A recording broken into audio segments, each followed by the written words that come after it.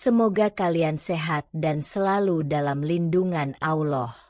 Marilah kita bersama-sama memuji dan mensyukuri kebesaran Allah yang telah memberikan kita kesehatan. Mari kita jadikan kesempatan ini sebagai peluang yang berharga untuk mendekatkan diri kepadanya, merenungi kebesarannya, dan memperbaiki diri kita dalam beribadah. Pagi itu, suasana Jalan Raya Kenjeran, Surabaya, masih belum terlalu padat. Matahari baru muncul dari ufuk timur, menyinari jalanan yang mulai dipenuhi kendaraan. Di sisi perempatan kecil dekat pelabuhan, berdiri seorang polisi muda dengan seragam lengkap dan postur tegap. Namanya Bribda Aldi. Aldi baru 3 bulan bertugas. Ia dikenal sebagai sosok yang tegas, disiplin, dan sangat percaya diri. Tapi di balik semua itu, ada sisi arogansi yang belum bisa ia kendalikan.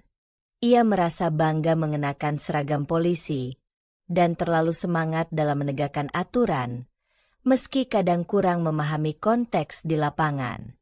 Sejak pagi, Aldi sudah berjaga dengan serius. Ia mencatat kendaraan yang melanggar, menegur pengendara tanpa helm, bahkan sempat mengejar seorang pengemudi motor yang melawan arus. Semangatnya menggebu-gebu, seperti seorang pahlawan di film laga.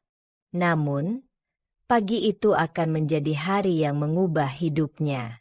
Tiba-tiba, suara deru mesin berat memecah kesunyian jalanan.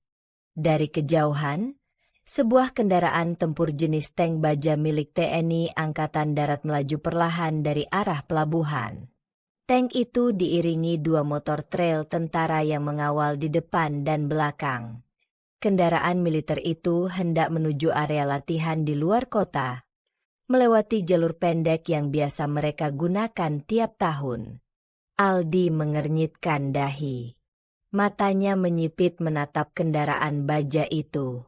Tanpa pikir panjang, ia berdiri tegak di tengah jalan dan mengangkat tangan. "Berhenti!"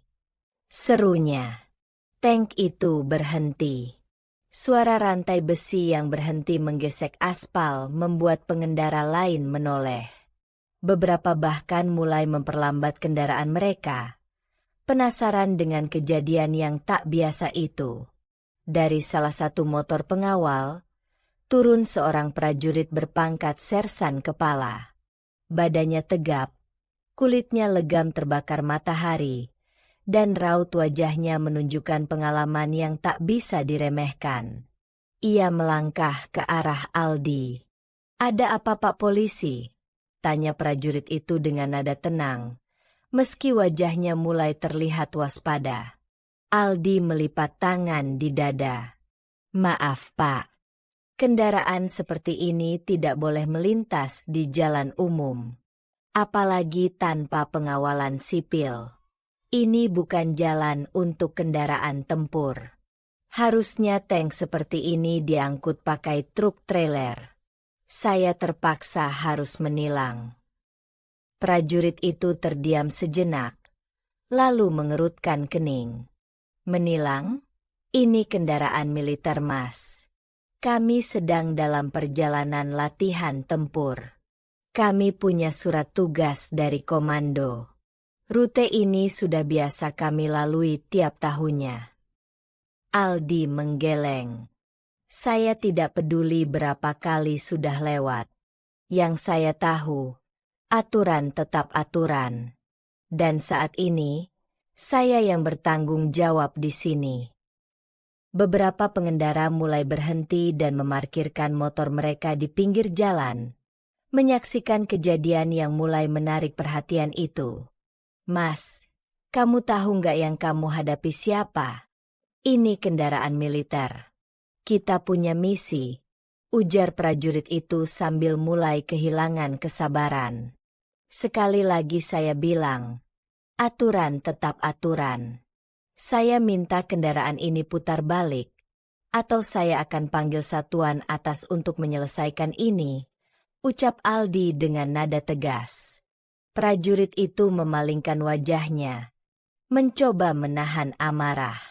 Ia tahu, dalam situasi seperti ini, kalau dia emosi, bisa berakibat besar. Beberapa prajurit lainnya mulai turun dari tank. Salah satunya adalah pengemudi tank, seorang bintara bermuka garang dengan bekas luka kecil di lehernya. Ia menatap Aldi dari atas ke bawah, seperti sedang menilai seberapa besar nyali polisi muda itu. "Mas, kamu serius mau tilang kendaraan militer yang sedang bertugas? Kamu pikir ini motor pelanggar rambu?" Aldi tak gentar. "Saya serius. Kalau tidak menunjukkan surat izin melintas dari kepolisian, maka kalian melanggar lalu lintas." Suasana jadi tegang. Jalanan makin macet. Puluhan orang mulai berkerumun. Beberapa mulai merekam dengan ponsel.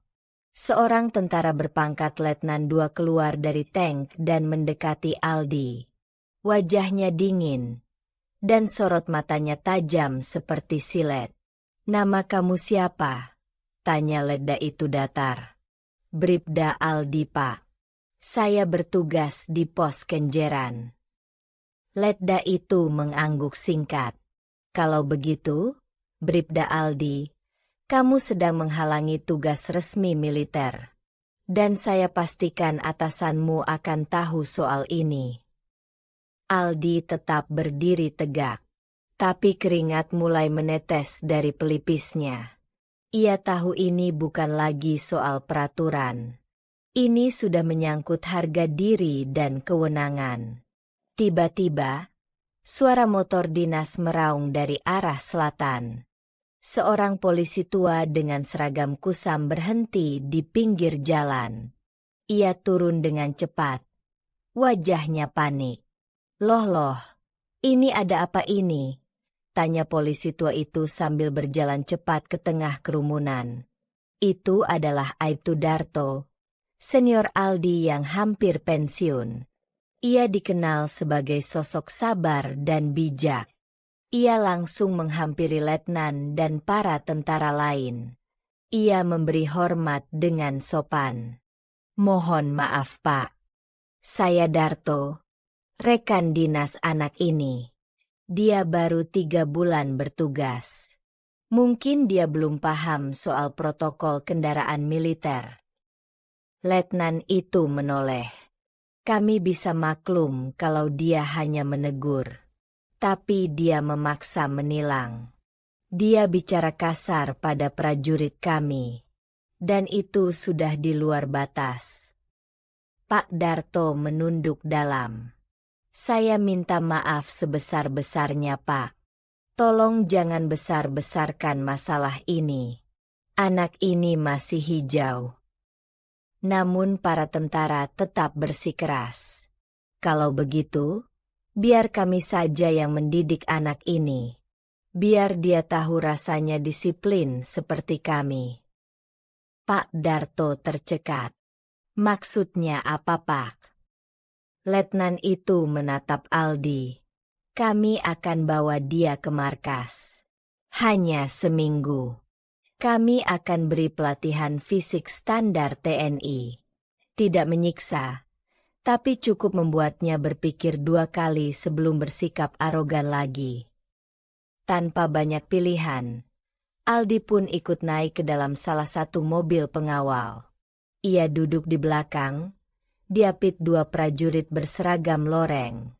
Sepanjang perjalanan menuju markas TNI di luar kota, ia diam 1000 bahasa. Jantungnya berdetak cepat. Pikirannya kalut. Ia menatap keluar jendela mobil, melihat jalanan Surabaya yang mulai padat. Semua rasa percaya dirinya tadi pagi mendadak menguap begitu saja. Pak Darto hanya bisa melihat dari kejauhan saat mobil rombongan itu melaju pergi. Ia menghela napas panjang. Dalam hati, ia hanya berharap satu hal. Semoga Aldi bisa bertahan dan belajar dari semua ini. Sementara itu, di markas militer yang tertutup dari publik, Para prajurit muda sedang bersiap menyambut rekan baru mereka. Mereka belum tahu siapa Aldi. Tapi satu hal yang pasti. Latihan fisik ala TNI bukan sesuatu yang bisa dianggap main-main. Markas Batalion Infanteri 514 di pinggiran Surabaya berdiri megah. Dikelilingi tembok tinggi dengan kawat berduri di puncaknya. Gerbang besi besar perlahan terbuka, mengeluarkan suara berderit yang menggema di antara suara langkah baris berbaris para prajurit. Bribda Aldi duduk di dalam mobil pengangkut yang perlahan masuk melewati pos jaga. Begitu mobil berhenti di depan lapangan utama, dua prajurit bersenjata segera membuka pintu belakang. Aldi diminta turun. Ia melangkah dengan ragu. Seragam polisinya yang biasanya membuatnya percaya diri, kini tampak lusuh di tengah lautan loreng yang berdiri tegap dan penuh wibawa. Di ujung lapangan, berdiri seorang perwira menengah berpangkat kapten dengan tubuh tegap dan tatapan tajam. Ia bernama Kapten Surya, komandan latihan yang terkenal keras dan tak kenal ampun. "Selamat datang di markas kami, Bribda Aldi," ujarnya sambil menatap lurus ke mata Aldi. Suaranya berat dan dalam. Aldi memberi hormat setengah hati. "Izin, Pak. Saya siap menjalani pelatihan." "Bagus. Tapi ingat, di sini kamu bukan polisi. Kamu hanya peserta. Tidak ada pangkat. Tidak ada hak istimewa. Kamu akan diperlakukan seperti prajurit baru." "Siap." Aldi mengangguk. Namun dalam hatinya mulai timbul rasa takut.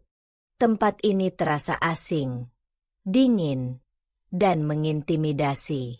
Tanpa banyak basa-basi, Aldi langsung diminta berganti pakaian.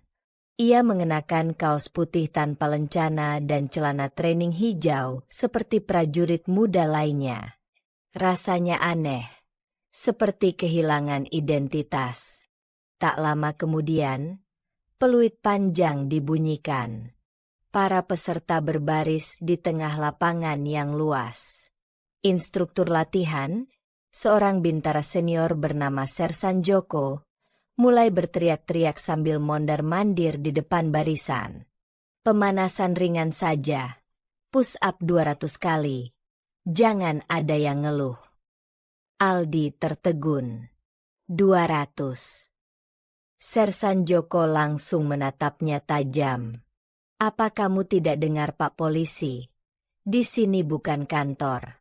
Di sini medan tempur." Aldi pun mulai melakukan push up. Baru 50 kali. Tangannya mulai gemetar.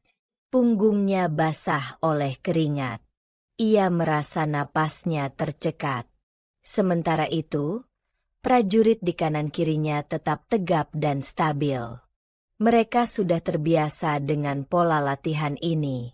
Beberapa dari mereka malah menyempatkan senyum mengejek. Seorang di antaranya berkata sambil menahan tawa, "Polisi kok lemah banget. Baru pemanasan udah megap-megap." Aldi menggertakkan gigi. Tapi tubuhnya mulai memberontak. Ia jatuh. Lalu mencoba bangun lagi. Gagal. Matanya mulai kabur. Setelah push up, latihan lanjut ke sesi lari keliling kompleks markas. Jalur yang harus dilalui cukup ekstrim. Jalan tanah berlumpur, tanjakan terjal, dan hutan kecil dengan akar pohon yang menjebak.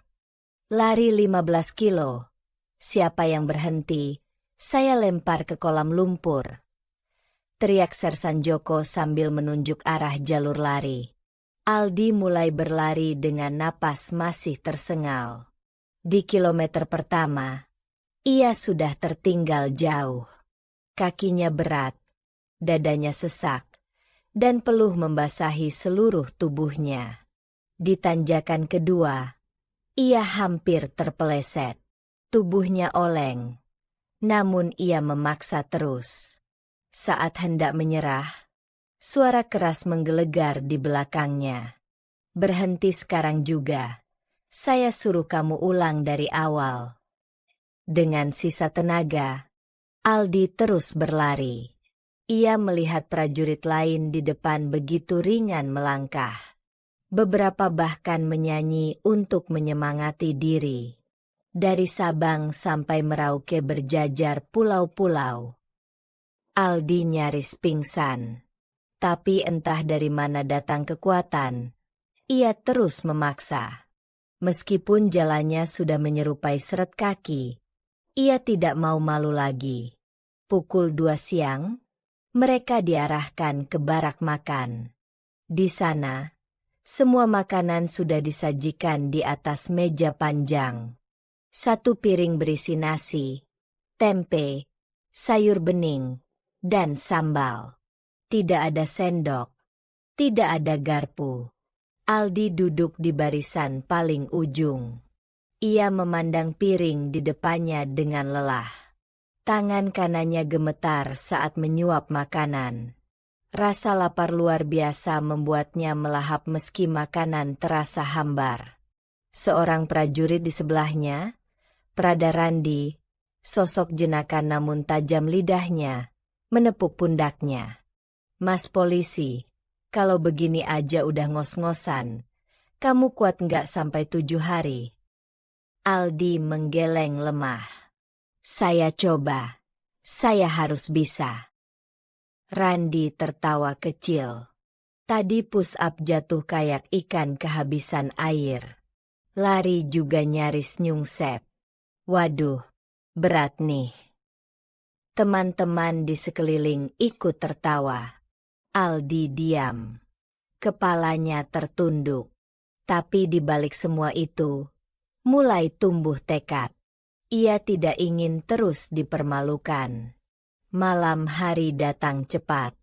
Semua peserta latihan tidur di barak besar tanpa fasilitas modern. Hanya ada matras tipis, selimut tentara, dan lampu redup. Aldi berbaring dengan tubuh penuh luka. Punggungnya terasa seperti dihantam benda tumpul. Tangannya perih. Betisnya kaku. Ia tak bisa tidur meski matanya terpejam. Suara dengkuran prajurit lain bercampur dengan nyanyian jangkrik di luar.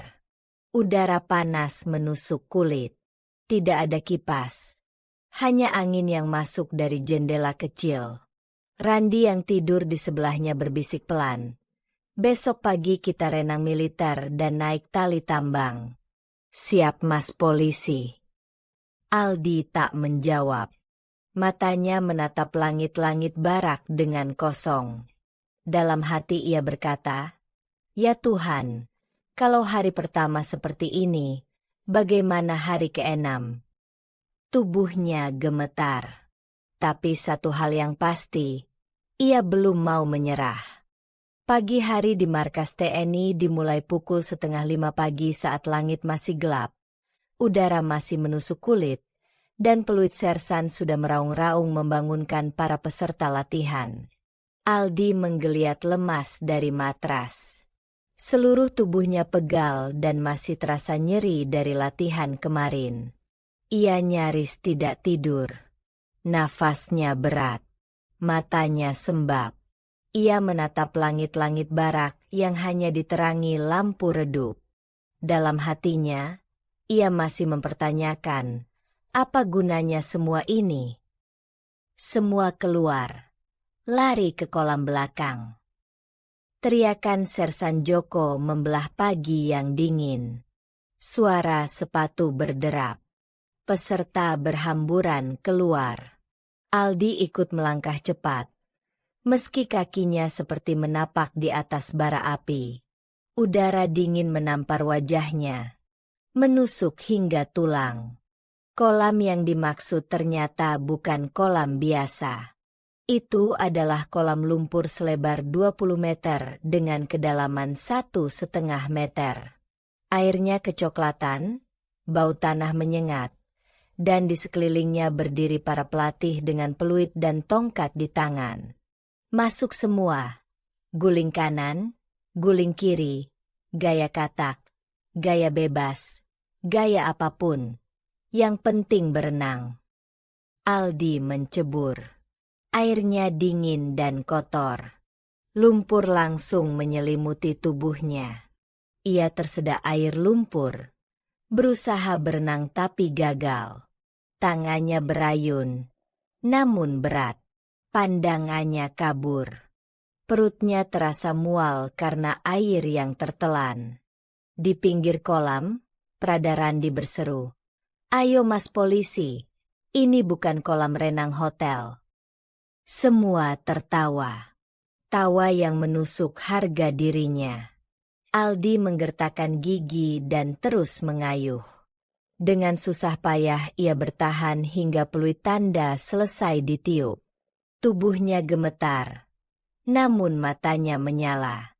Belum sempat napas stabil, mereka digiring ke lapangan halang rintang. Matahari mulai merangkak naik. Peluh bercampur lumpur di wajah mereka. Di tengah lapangan, tergantung tali tambang tinggi yang biasa dipakai latihan naik turun oleh prajurit. Tali itu seperti ular besar yang bergelantungan menantang langit. Siapa yang gagal naik? Ulang 5 kali. Aldi menatap tali itu. Tangannya yang masih perih dari push up kemarin terasa semakin nyeri. Tapi ia mencoba. Ia genggam tali kuat-kuat. Menapak sedikit demi sedikit. Tubuhnya bergetar hebat. Baru sampai sepertiga. Tangannya lepas. Ia jatuh ke matras pasir. Menahan sakit di bahu. Debu mengepul, pelatih langsung meniup peluit keras-keras. "Ulangi. Kamu pikir ini taman bermain?" Aldi berdiri lagi. Berkali-kali mencoba. Dan berkali-kali jatuh. Di percobaan keempat, ia sudah menangis dalam hati. Lututnya berdarah. Tangan penuh luka. Tapi ia tidak berhenti. Di percobaan kelima, dengan tubuh gemetar, ia berhasil menyentuh puncak tali dan turun perlahan. Di bawah, beberapa prajurit menatap dengan kagum, meski mulut mereka masih tersenyum mengejek. Istirahat siang datang sebagai anugerah. Aldi duduk di bawah pohon rindang, menjauh dari kerumunan. Bajunya penuh lumpur, tangan memar, dan matanya sayu. Ia menggenggam nasi bungkus tapi tak punya nafsu makan. Beberapa prajurit muda berkumpul tidak jauh darinya. Mereka sengaja bicara keras-keras agar Aldi mendengar. Gimana si polisi zaman sekarang? Baru disuruh berenang lumpur aja megap-megap. Padahal, kalau di jalanan, galak banget. Udah gitu nilang tank pula. Hahaha. Bukannya ngasih hormat. Hormat senjata malah minta STNK. Gila kali. Aldi menggenggam sendoknya erat. Tangannya bergetar. Urat lehernya menegang. Tapi ia tidak menoleh. Ia hanya menggigit bibir. Menahan emosi. Dalam dadanya, harga dirinya yang sempat runtuh mulai menyala perlahan. Suatu hari, aku bakal buktikan. Aku bukan sekedar cuma polisi, gumamnya dalam hati. Sore hari, latihan dihentikan lebih awal. Semua peserta dikumpulkan di lapangan. Matahari mulai turun. Langit berwarna jingga. Kapten Surya berdiri di depan mereka. Ia pria tegas, namun bijak. Matanya tajam, tubuh tegap. Ia menatap satu persatu. Latihan ini bukan untuk menghancurkan kalian, tapi untuk membentuk mental baja. Di lapangan sesungguhnya, tidak ada ampun. Yang lembek akan tertinggal. Yang ragu akan celaka. Yang sombong akan jatuh. Ia berhenti sejenak. Matanya menatap Aldi. Kamu mungkin datang ke sini karena kesalahan. Tapi kamu bisa pulang sebagai pribadi baru. Tergantung kamu sendiri. Jadikan ini kesempatan, bukan kutukan. Kata-kata itu menghantam keras ke dalam hati Aldi. Ia mengangguk pelan. Pandangannya berubah. Ada harapan yang mulai tumbuh di ujung keputusasaannya. Malam itu, barak sunyi. Semua tertidur lelap karena kelelahan. Tapi Aldi masih terjaga. Ia berdiri diam di halaman barak, menatap bintang-bintang di langit. Nafasnya teratur. Dadanya sesak oleh tekad. Keringat dingin menetes dari keningnya. Tapi tidak karena takut, melainkan karena tekad yang membakar dari dalam. Ia mengingat wajah ibunya, ayahnya, seniornya di Polres, dan semua cibiran yang pernah ia dengar. Ia tahu ia tidak sempurna. Tapi ia tidak mau dikenal sebagai polisi yang hanya bisa berkata kasar dan menyalahgunakan seragam. Esok pagi, ia bersumpah akan bangkit. Jika jatuh, ia akan bangkit lagi. Jika dihina, ia akan buktikan. Jika dihukum, ia akan hadapi. Karena kini, ia tak lagi sekedar bertahan. Ia ingin berubah. Malam itu, untuk pertama kalinya, Bribda Aldi tidak ingin menyerah. Ia ingin jadi lebih kuat. Ia ingin jadi polisi yang patut dihormati, bukan ditakuti. Karena dalam diamnya, ia tahu harga diri bukan tentang jabatan, tapi tentang bagaimana ia berdiri ketika semua orang menertawakannya. Hari ke-6, langit markas TNI cerah. Suasana pagi tampak tenang, namun itu berubah dalam hitungan menit. Seorang prajurit jaga datang terburu-buru ke lapangan. Komandan, ada kecelakaan di zona hutan latihan. 2 prajurit terjebak di jurang kecil. Alat komunikasi mereka mati. Semua langsung geger. Tim darurat disiapkan. Kapten Surya segera menunjuk beberapa orang untuk terjun ke lokasi. Tiba-tiba, Aldi berdiri dari barisan. Izinkan saya ikut komandan. Mata semua menoleh padanya. Beberapa prajurit tersenyum miring, mengira dia hanya cari muka. Tapi Kapten Surya menatapnya tajam, lalu mengangguk. Baik, buktikan kamu siap. Aldi ikut dalam tim kecil yang berisi 5 orang. Mereka lari cepat menuju zona hutan, membawa tandu, perban, dan alat panjat. Hutan itu lebat. Jalurnya terjal, dan jurangnya berbahaya. Setelah 30 menit berlari, mereka sampai di lokasi. 2 prajurit muda tampak terjebak di bawah. Salah satunya kakinya terkilir. Jalur turun sempit dan licin. Tak semua anggota tim berani turun. Aldi langsung mengambil inisiatif. Ia mengenakan tali dan helm, lalu menuruni jurang perlahan. Nafasnya teratur. Matanya fokus. Ini bukan latihan biasa. Ini nyata. Setiap langkahnya mengingatkan pada latihan berat kemarin. Guling di lumpur, panjat tali, push up hingga muntah. Semuanya terasa sepadan kini. Ia berhasil mencapai dasar jurang. Aku Bribda Aldi. Tenang, kalian akan selamat. Dengan hati-hati, ia memeriksa kondisi korban. Ia memapah 1 prajurit ke atas, dibantu tim dari atas yang menarik tali. Setelah itu, ia kembali turun untuk membawa yang kedua. Tubuhnya sudah lelah. Tapi ia tak peduli. Dalam pikirannya hanya satu, selamatkan. Begitu berhasil naik dengan korban kedua, seluruh tim bersorak. Bahkan Sersan yang biasanya galak, menepuk pundaknya dengan bangga. Kamu bukan polisi biasa, Aldi. Di markas, kabar penyelamatan cepat menyebar. Saat Aldi kembali dengan baju penuh lumpur dan peluh, para prajurit menyambutnya seperti pahlawan. Prada Randi, yang dulu mengejek, kini menghampirinya dan memberi salam hormat. Maaf bro, kau keren banget tadi. Aku angkat topi. Aldi tersenyum. Bukan sombong, tapi lega. Ia membuktikan. Ia bukan cuma bisa ngomel di jalan.